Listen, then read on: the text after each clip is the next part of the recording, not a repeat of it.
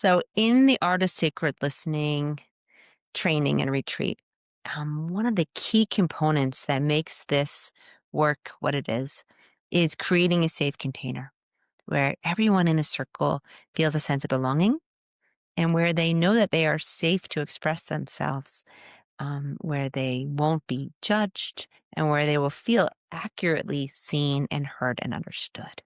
This is really at the heart of what this work is about. And then the teaching that we get to experience and then bring to other people in our lives. And so one of the ways we create this safe container is we create a contract with our participants at the beginning of the circle. And this is something that we'll do at the Art of Sacred Listening, the retreat. And then it's also something that I pass on for those of you who want to facilitate and to teach this work. It's something that you take with you as a way to create safety, knowing that people are coming into this from all different aspects of life.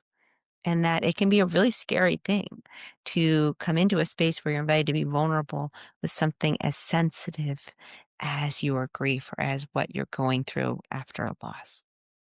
So I'd like to share with you the four guidelines or agreements in this contract.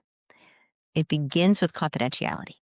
And what this simply states is whatever is shared in the circle stays in the circle. And we hold it really tight.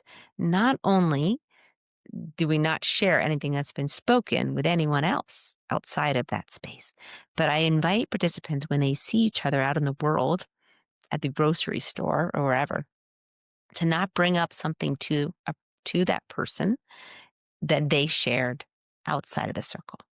And what we're doing is we're recognizing that something is shared in the sacred space and with the support of the circle, that's a moment that someone chooses, and it's a really brave moment.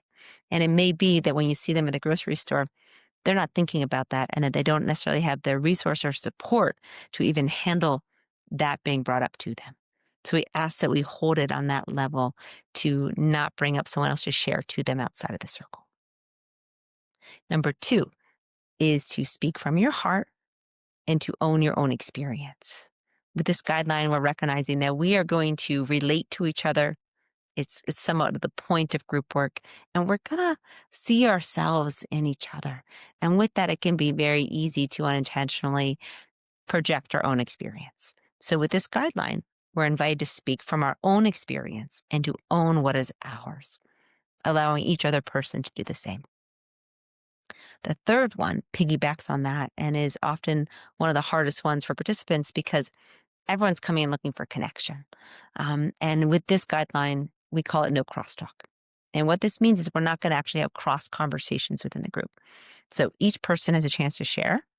And then the facilitator then offers a reflection, a deep reflection of what they've heard, allowing that person to be seen, to be understood, and to reflect their own experience back to them. The rest of the participants in the group hold that person with their presence. So their presence is enough. And the reason we don't allow people to respond or to have cross conversations is what we're doing is eliminating the room for any projection within the group. So very often we have well-meaning advice. We want to tell someone what we think they should do, offer a solution to a problem, or compare. Say, well, this is what's happened to me. So we then go to our own experience, and there can be a comparison. We're going to eliminate that from the circle, even though it's human nature to relate in that way.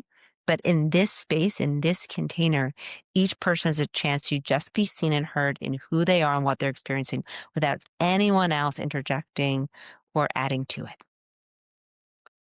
The fourth one around safety is we ask the group to refrain from sharing graphic detail around a loss, particularly if it's involved violence. And the way we hold this is I invite participants to share all the emotions, all the things they feel. That is all valid and can be held. Where the line is if you've witnessed an event or seen something that was traumatic for you or that involved violence, that we ask participants not to speak to what they saw, because if it was traumatic for them to see and to hold, it could be traumatic for the people to hear. So we are offering this layer of protection within the group around how do we share our grief? How do we speak to trauma, which often accompanies grief, in a way that's safe for everyone? So these guidelines are here to hold everyone in safety and to ensure that each participant feels safe enough to be vulnerable. And through that can be authentic and can feel seen, heard, and accepted in their grief. And this supports the whole group.